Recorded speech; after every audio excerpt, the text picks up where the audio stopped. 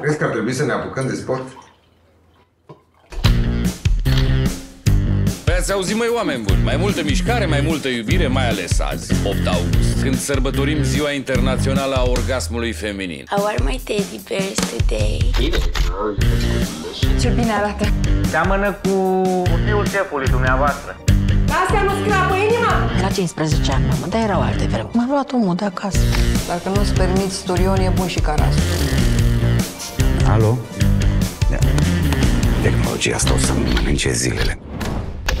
Ada nu a avut orgasm niciodată.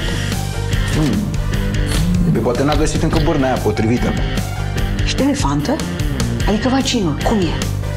Cu el l-am mai încercat. E bun și pentru chestiile astea, să știi. Chiar nu vrei nimic? Nimic. De ce ai avea pornoșaguri cu una care seamănă cu Ramona? Kama Sutra zice că bărbații sunt... Așa dorme a fost de tine.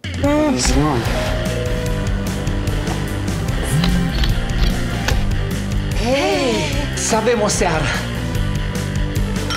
N-am zis că ne relaxăm.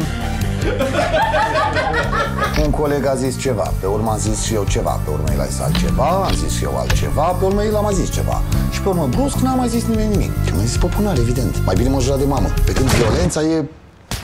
Ce doi mo? Înțelegeți diferența? Dacă a pus mâna pe mine, ți-a zis? Normal că nu ți-a zis. Am pozat goală, părinte. Da, era pentru un proiect artistic. Doamne, Doamne, Doamne. O să faci 100 de mătăni. Nu se poate numai de 50.